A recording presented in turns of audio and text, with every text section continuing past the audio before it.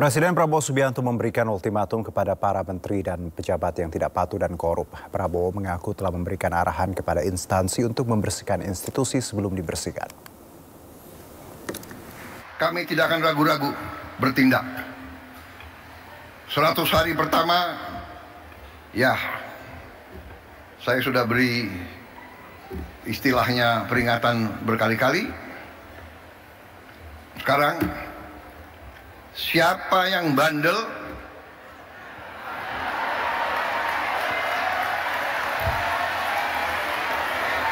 siapa yang dablek, siapa yang tidak mau ikut dengan aliran besar ini, dengan tuntutan rakyat, pemerintah yang bersih, siapa yang tidak patuh, saya akan tidak.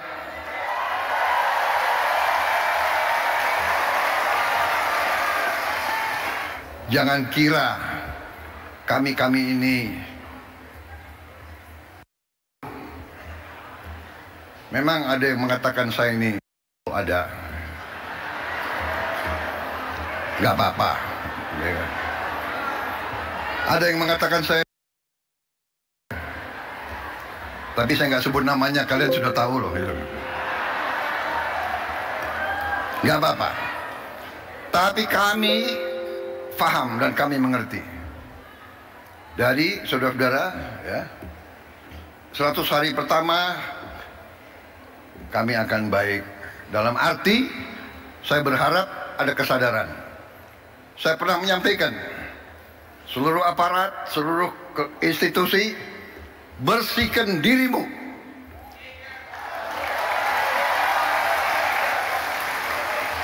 Sebelum kau dibersihkan.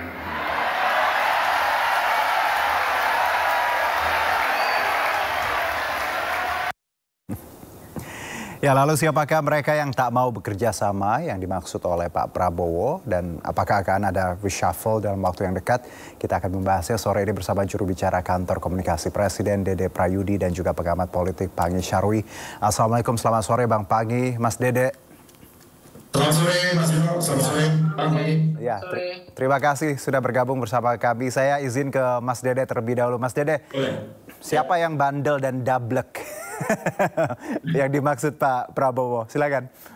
Iya, pertama-tama kita harus pahami bahwa pernyataan Presiden itu berlaku umum. Jadi tidak mengarah atau merujuk ke nama-nama tertentu dalam Kabinet Merah Putih. Jadi siapa saja yang bandel, siapa saja yang dablek, siapa yang nggak mau ikut ya berjalan bersama pemerintahan yang bersih, beliau akan tindak, kurang lebih sih seperti itu. Jadi sekali lagi ini tidak merujuk atau mengarah ke nama-nama menteri atau wakil menteri tertentu.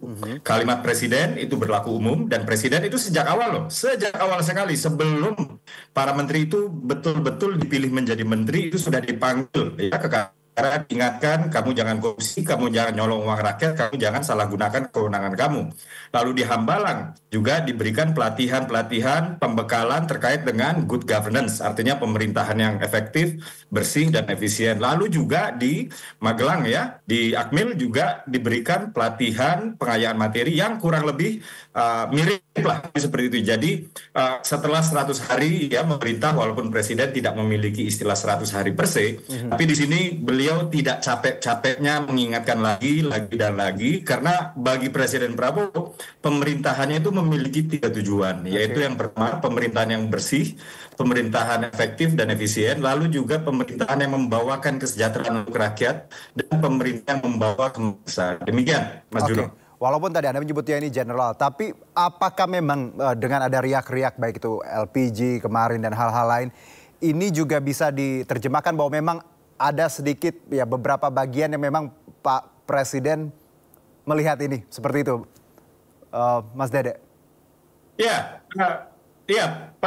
Presiden Prabowo bukan hanya melihat, Presiden bukan hanya mendengar, tapi Presiden merasakan kesusahan rakyat. Sekali lagi merasakan kesusahan rakyat. Nah, terkait dengan evaluasi, terkait dengan reshuffle atau tour of duty ya, nah ini sepenuhnya hanya diketahui oleh Presiden sendiri. Jadi keputusan soal kapan, siapa yang terkena evaluasi, sepenuhnya hanya beliau yang mengetahui. Tapi monitoring presiden, evaluasi presiden itu dilakukan secara rutin, itu dilakukan juga secara berkala. Bicara monitoring ini rutin, bicara evaluasi ini berkala, dan mata presiden, telinga presiden itu jaraknya per milimeter dari kulit para anggota Kabinet Merah Putih. Baik, per milimeter. Saya ke Bang Panggi. Bang Panggi, mohon maaf saya ganggu lagi di jalan. Bang Panggi, kalau Anda melihat tadi pernyataan Presiden Prabowo, apa yang pesan yang Anda tangkap di sini, Bang Panggi? Ya, pertama Bang Juno, kalau kita lihat pesannya Pak Prabowo itu kan pesan yang memang tidak ada kompromi ya. Beliau sudah sangat baik memberikan waktu, kesempatan kepada menteri, baik dari partai politik maupun dari profesional. Kemudian tentu diawasi, dilihat, dipantau oleh Pak Prabowo selama ini. Yang kedua, saya yakin juga mungkin ada tim presiden juga yang memantau KPI, Key Performance Indicator, kinerja menterinya masing-masing. Pasti dievaluasi, dipantau terus oleh tim-timnya, dan itu akan dilaporkan ke presiden mana yang layak dipertahankan, mana yang perlu minggir ya. Ada yang kemudian diberhentikan gitu. Jadi itu yang ketiga sebenarnya kalau kita lihat, kita cermati, ini kan harapan baru bagi rakyat kepada Pak Prabowo. Kesempatan sudah diberikan untuk ada ketegasan, keberanian untuk mereshuffle ini. Mana menteri yang betul-betul bisa berguna, bermanfaat, berdampak kebijakan kepada rakyat, mana yang tidak. Nah, intinya gini, Bang Juno, kita berharap di era Pak Jokowi itu hampir tidak pernah ada reshuffle berbasis kinerja. Itu pengakuan menteri sebelumnya ketika mereka di reshuffle. Alasannya apa? Mereka mengatakan bukan karena kinerja, itu jawaban dari Pak Jokowinya.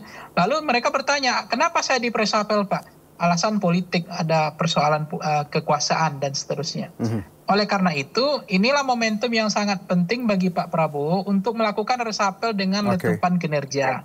Bukan reshuffle berbasis power sharing atau hanya sekedar untuk ambisi kekuasaan sesingkat. Apakah Pak Prabowo mampu menurut Anda atau bisa menjalankan ketika reshuffle berdasarkan kinerja? Karena kalau sebelumnya mungkin Anda menyebutkan Pak Jokowi, ya tadi karena alasan politis, kalau kali ini Anda melihatnya seperti apa chance-nya?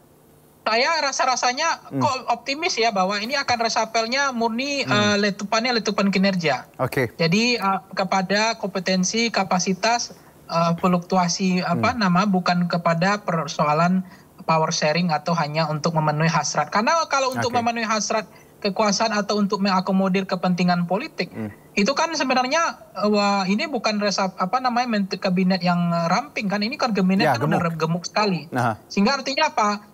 Pada waktu 100 hari Pak Prabowo sudah memberikan kesempatan kepada semua partai politik yang sudah bekerja mendapatkan jatah kursi menteri, mengakomodir semua kekuatan politik yang sudah ada dalam koalisi Pak Prabowo. Tetapi dengan 100 hari ini kesempatan yang baik itu tidak dipakai, tidak digunakan dengan baik, maka wajar kemudian Pak Prabowo harus mengatakan ya tidak bisa dipertahankan, ini survei, maksudnya reshuffle-nya itu harus ini kinerja, KPI-nya kinerja. Baik. Mas Dede, kalau bicara reshuffle, ya tadi kan mungkin saja, walaupun itu hak prerogatif seorang presiden. Dari Anda sendiri dan tim atau dari Istana seperti apa? Iya, reshuffle itu sangat mungkin untuk dilakukan. Tapi begini ya, presiden itu memiliki informasi yang jauh dari cukup tentang pekerjaan, tentang capaian masing-masing KL maksud saya, termasuk persoalan-persoalan yang masing-masing KL ini hadapi. Kurang lebih seperti itu. Jadi itulah dia kenapa presiden itu hampir setiap hari, kalau misalnya saya nggak bisa katakan setiap hari ya, itu memanggil menteri-menteri itu untuk rapat terbatas. Jadi menteri-menteri melakukan presentasi lebih detail mengenai progres pekerjaan, capaian, ya, rintangan, dan rencana kerja berikutnya, itu misalnya ya. Dan presiden dalam kesempatan tersebut juga memberikan arahan untuk dijalankan oleh menteri-menteri bersangkutan. Jadi saya mungkin dalam hal ini tidak bisa berkomentar terlalu jauh soal reshuffle, tapi tentu saja undang-undang memberikan ruang ya sebagai hak prerogatif presiden untuk presiden melakukan reshuffle kapan saja presiden mau. Dan dalam hal ini yang paling mengetahui kapan, bagaimana, alasannya apa terjadinya reshuffle ini hanya presidennya sendiri. Tapi yang jelas presiden berkoordinasi cukup erat ya. Jadi Presiden mengetahui capaian, mengetahui persoalan, mengetahui permasalahan masing-masing KL. Dan jangan kita lupa bahwa beberapa minggu yang lalu ya, Presiden menyampaikan apresiasinya juga ya, menyampaikan apresiasinya di sidang kabinet ya di istana kepada seluruh jajaran Kabinet Merah Putih yang kaitannya saat itu Presiden merasa puas, apalagi kemudian kita sama-sama tahu ya kepuasan publik terhadap pemerintah itu lagi tinggi-tingginya. Jadi inilah yang dimaksud oleh anggota Kabinet Merah Putih itu jangan melenceng. Jadi kalau bagus diapresiasi, cuma diingatkan terus-terusan ya, supaya nggak ada lagi kepentingan di atas kepentingan bangsa dan rakyat. Presiden dalam pidatonya di Harlah NU berkali-kali menyebutkan kepentingan bangsa dan rakyat. Jadi ini lebih dari sekali disebut, ini adalah peringatan yang betul-betul dimaknai oleh Presiden sebagai peringatan yang mendalam sekali. Tapi kalau kita berbicara ya terakhir kali Presiden mengomentari ya Kabinet Merah Putih, jajaran Kabinet Merah Putih maksud saya, itu bentuknya adalah apresiasi akibat publik mengaku puas. Demikian Mas Jum. Baik Mas Dede dan Bang Panggi, sebelum kita lanjutkan bicara survei, kita tahu Litbang Kompas menunjukkan tingkat kepuasan publik yang tinggi. Kita lihat kembali bagaimana hasil survei terhadap 100 hari kinerja Presiden.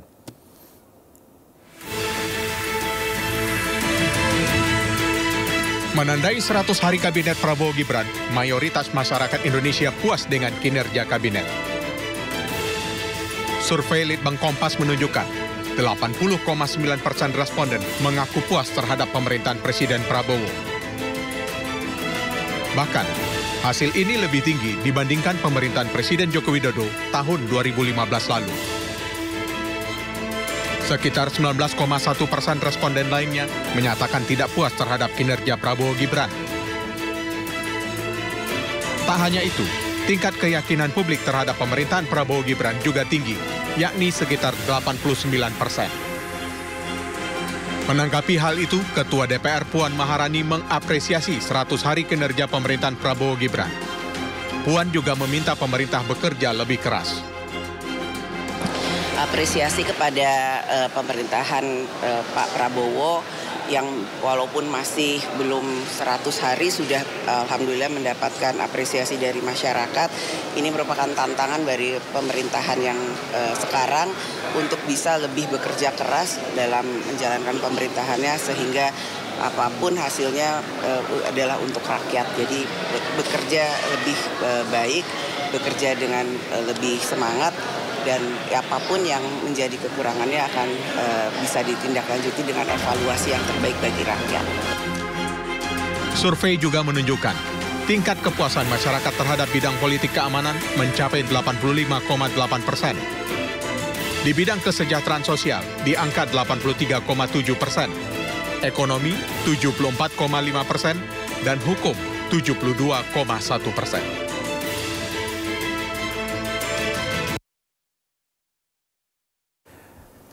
Ya, itu survei ya bagaimana sebenarnya hasil 100 hari kinerja Presiden Prabowo dan Kabinet.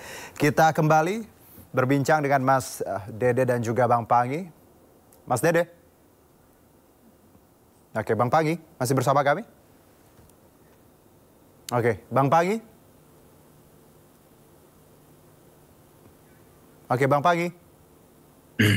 Oke, saya ke Mas Dede terlebih dahulu mungkin. Mas Dede, kalau kita lihat tadi survei 100 hari ini responnya bagus, positif, ada banyak puji-pujian. Tapi di satu sisi Pak Presiden juga tidak berpuas diri dan beliau mengungkapkan bahwa kalau yang double, yang tadi yang tidak mengikuti arus aliran besar akan ditindak, akan direvisi, di reshuffle seperti itu. Anda melihat ada kontradiksi di sini bahwa di satu sisi 100 hari dianggap bagus, tapi Presiden juga melihat bahwa ini tidak terlalu bagus gitu, atau message seperti apa yang Anda bisa terjemahkan di sini, Mas Dede?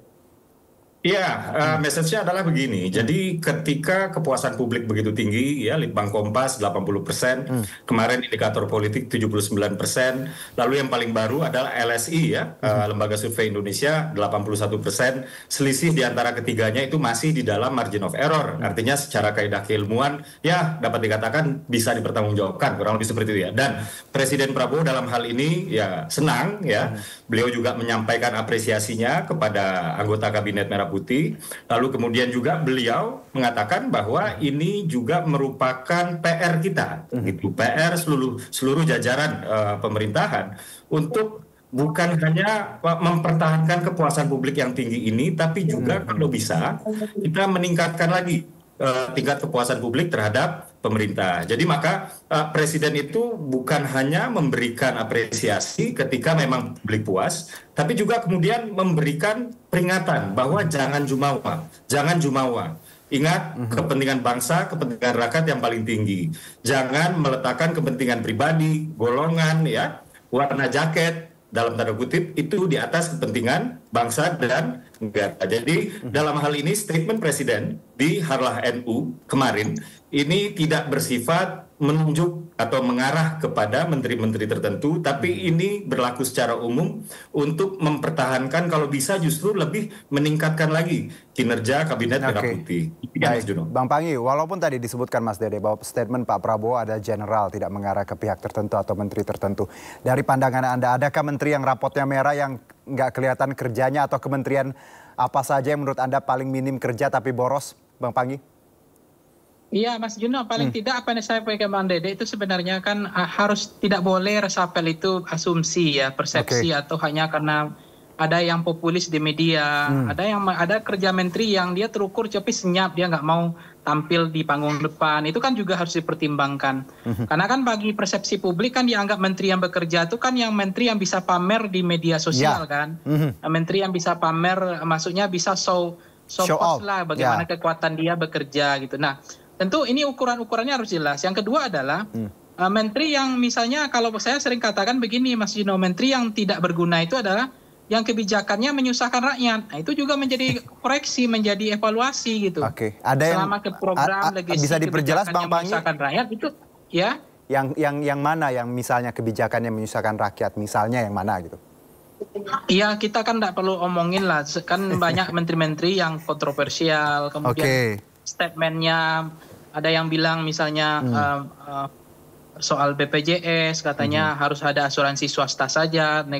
Kan menteri yang seperti itu kan sebenarnya tidak bagus, karena nggak fair dong, masa negara ya berbisnis pada rakyatnya untuk masalah kesehatan itu nggak bagus itu. Contohnya ada soal yang hari ini ribut masalah. Kalau soal gas gimana Bang Panggi? Ya. Kalau soal gas? Ya itu kan juga Prabowo sendiri kan mengatakan itu juga menyusahkan rakyat, kebijakan seperti itu. Nah itu kan artinya yang ketiga adalah ini tidak hanya orang per orang sebenarnya, tetapi bagaimana kemudian bagaimana kementerian-kementerian ini mampu mengatasi masalah yang hari-hari dihadapi oleh masyarakat. Salah satunya adalah kementerian yang bisa memberikan pendapatan yang cukup untuk anggaran negara. Yang Pak Prabowo ini kan punya banyak program gratis ya. Nah yang tis ini dari mana anggarannya? Itu dah di samping memang penghematan anggaran, tetapi memang harus ada juga kementerian, sudah ada nggak 1 bulan 3 bulan ini mereka sudah bisa menghasilkan uang untuk yang menutupi defisit tadi, untuk membantu mewujudkan cita-cita Prabowo dalam soal program-program yang langsung bermanfaat bagi masyarakat. Ini programnya kan banyak sekali nih Mas Juno. Nggak memang ini program gratisnya. Mulai dari makan siang gratis kan, medical check up gratis. Bang Panggi. Saya ke Mas Dede. Mas Dede, tanggapan Anda terkait kinerja beberapa pihak ya, baik itu dari sudut pandang Bang Panggi ataupun rakyat yang mungkin disebut tadi tidak mensejahterakan rakyat, bikin rakyat repot, susah gitu. Memang ada betulnya bahwa tadi saya sudah katakan ya, Presiden Prabowo menginginkan salah satunya pemerintahan yang mengangkat kesejahteraan rakyat. Pemerintahan yang rakyat yang tadinya susah menjadi tidak susah lagi ya. Jadi jangan sebaliknya misalnya kayak gitu ya. Nah, apabila kemudian ya, ini kita sedikit melenceng ya berbicara soal yang gas LPG misalnya ya. Ini substansi kebijakannya sebenarnya sudah baik, yaitu ya yang pertama ingin melindungi uang rakyat yang dipakai untuk subsidi supaya ini tidak disalahgunakan oleh orang yang tidak berhak atau tidak tepat sasaran. Lalu yang kedua juga ingin melindungi rakyat yang berhak mendapatkan gas LPG supaya harganya tidak dimarkup berlebihan atau supaya kualitas gas LPG-nya tidak dioplos, kurang lebih seperti itu ya. Baik. Nah, itu substansi kebijakannya. Namun ya, setelah kita berbicara substansi kebijakan, maka kita berbicara soal implementasi kebijakan. Nah, kemarin memang dalam implementasi kebijakan ada penyesuaian. Artinya ketika itu sudah dilakukan ya, kalau nggak salah saya dari tanggal 1 Februari ya, kemudian terjadi antrean dan lain-lain. Presiden memang prihatin dalam hal ini. Presiden kembali lagi mengatakan jangan niat baik, kebijakan baik, implementasinya nanti malah menyusahkan rakyat, sehingga Presiden sendirilah yang kemudian membatalkan satu komponen dari kebijakan tersebut di bagian implementasinya, yaitu ketika para pengecer sedang bertransformasi menjadi subpangkalan dari yang tadinya dia tidak bisa bertransaksi gas LPG sampai dia selesai bertransformasi. Nah, sekarang pada saat masih bertransformasi, sekarang sudah dibolehkan lagi. Tapi pemerintah tetap nge-push, pemerintah tetap mendorong, tetap meminta pengecer-pengecer untuk bertransformasi menjadi subpangkalan. Demikian, Mas Juno. Mas Dede, ini berarti antara Presiden dan Menteri ingin punya tadi kebijakan yang baik, tapi mungkin ada proses yang memang harus dilalui yang kemarin kita revisi dan ya kita lihat ada perbaikan lah seperti itu. Nah, kalau bicara siapa saja menteri terbaik nih Mas Dede dan juga Bang Pangi versi masyarakat, kami punya liputannya, kita lihat sebentar. Ya.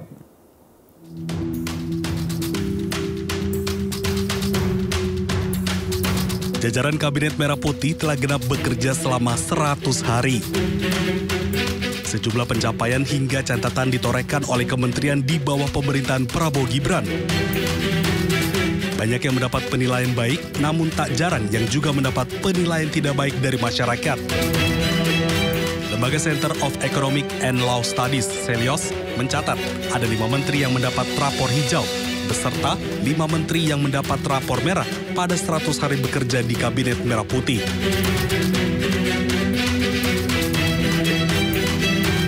Menteri Agama Nasaruddin Umar sebagai menteri dengan kinerja terbaik. Sementara posisi kedua ditempati oleh Menteri Komunikasi dan Digital Mutia Hafid. Mutia dinilai sigap menangani judi online.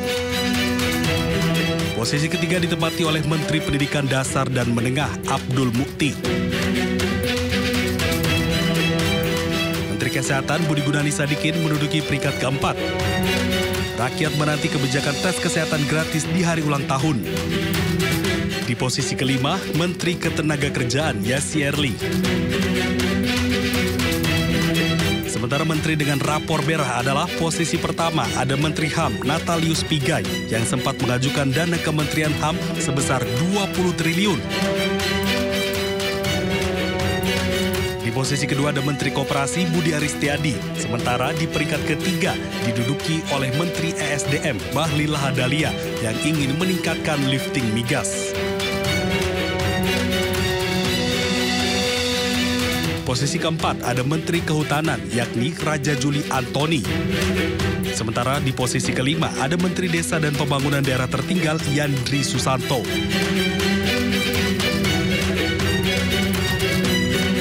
Seratus hari waktu yang singkat untuk menilai keberhasilan jajaran Kabinet Merah Putih. Namun rakyat terus menanti konsistensi para menteri dalam membangun negeri. Tim Liputan iNews melaporkan. Baik, itu tadi para pemenang ya, menteri terbaik dan menteri yang kinerjanya kurang baik seperti itu. Tapi lagi-lagi we don't want to judge, kita nggak mau ngejudge. Cuman ini penilaian ketika kita ada di posisi ya baik itu menteri ya, of course ada judgement dari banyak pihak dan harus diterima. Saya ke Mas Dede, 5 menteri terbaik, 5 menteri yang dianggap buruk. Apakah PCO sendiri dan juga Presiden mendengar ya mungkin aspirasi atau masukan dari masyarakat termasuk terkait menteri-menteri yang disorot tadi? Ya Mas Juno, jadi kalau misalnya ada survei-survei yang memberikan kabar baik saja, itu didengar oleh Presiden dan Presiden menanggapinya juga secara proporsional, artinya boleh kita senang sekarang tapi jangan jumawa, jangan lengah. Terus Presiden melakukan warning-warning, terus Presiden mengingatkan lagi dan lagi, ya apalagi kalau kita berbicara hasil survei yang memberikan dalam tanda kutip kabar tidak baik lah gitu kurang lebih ya. Jadi Presiden tetap mendengarkan, Presiden juga mencatat secara objektif ya, dan bahwa kemudian apa yang akan dilakukan Presiden untuk merespon hasil survei tersebut ya kita lihat saja nanti. Tapi sampai dengan saat ini Presiden masih sangat percaya dengan jajaran Kabinet Merah Putih, dan sejauh ini ya kabar terakhir yang kami dengar terkait dengan statement Presiden kepada para menterinya itu masih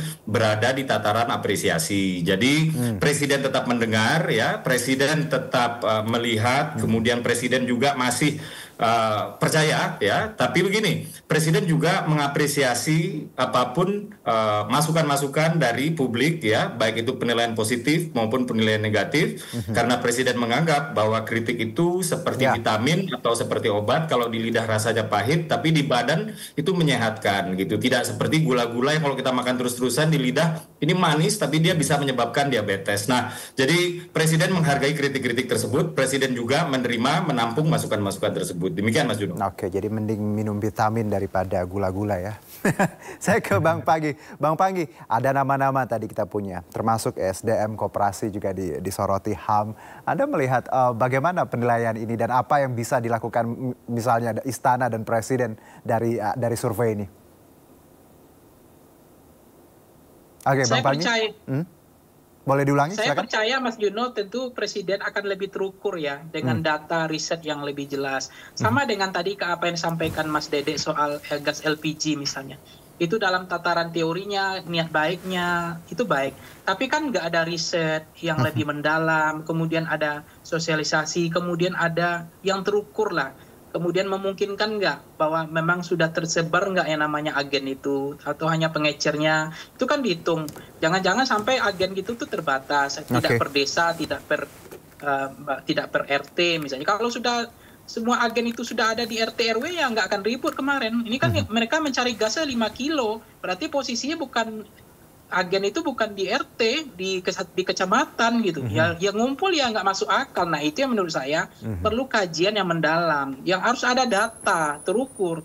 Karena apa? Implementasinya nggak seindah yang dibayangkan. Itu teori, itu kan rapat gitu. Nah begitu juga menteri-menteri hari ini, misalnya Nathiolus Pigai. Memang dia kontroversial misalnya Mas Juno. Ada nyeleneh. Tapi itu prestasi yang itu tuh ada juga orang yang kemudian netizen juga ngerujak beliau juga. Apa itu prestasi Menteri HAM. Tapi jangan anggap remeh loh. Kalau memang 100 hari ini nggak ada satupun orang yang bacot, yang mengkritik, yang hina-hina Prabowo, tidak ada yang dipenjara. Itu prestasi yang nggak kaleng-kaleng loh itu. Jangan dianggap remeh. Karena itu Orde Baru itu masalahnya. Perutnya kenyang, ngomong nggak bebas. Ini yang saya minta di Pak Prabowo, perut kita kenyang, ngomong juga bebas gitu. Oke, baik. Kemarin itu mana ada bebas begini ngomong, kena undang ITE semua. Apalagi kalau saya minta ini, Mas Dede, bisikan ke Pak Prabowo, tarik itu undang-undang ITE itu. Baru saya kasih jempol itu Pak Prabowo adalah presiden paling demokratis yang kita punya. Oke, Mas Dede singkat saja, closing statement, silakan. Ya, terima kasih sekali Presiden. Pertama-tama di dalam harlah NU kemarin ingin mengingatkan kembali kepada para jajaran Kabinet Merah Putih untuk selalu mengingat bahwa kepentingan setinggi-tingginya itu adalah kepentingan bangsa dan rakyat ya. Walaupun memang ya menteri-menteri ini kan berasal dari kalangan berbeda, satu kalangan aja warna jaketnya juga berbeda-beda. Jadi memang Presiden sedang menjalankan tugasnya untuk terus-terusan mengingatkan lagi dan mengingatkan lagi. Tapi memang dari pemberitaan yang beredar bahwa ini seolah-olah mengarah kepada menteri tertentu, menunjuk kementerian 1-2 gitu ya, itu dapat kami pastikan tidak benar, dan statement Presiden itu berlaku umum, sama halnya ketika beliau mengingatkan para calon anggota kabinet di Kartanegara, di Hambalang, lalu ketika baru dilantik di Magelang. Demikian Mas Juno. Baik. Sekali lagi terima kasih untuk waktunya Mas Dede Prayudi, juru bicara kantor komunikasi kepresidenan, dan Bang Panggi Syarwi, analis politik kita. Terima kasih. Lagi-lagi survei tadi ya, jangan aja menteri yang show off, tapi memang kinerja yang kita perlukan. Terima kasih sekali lagi, selamat beraktivitas. Terima kasih. Sore, Bang Dede.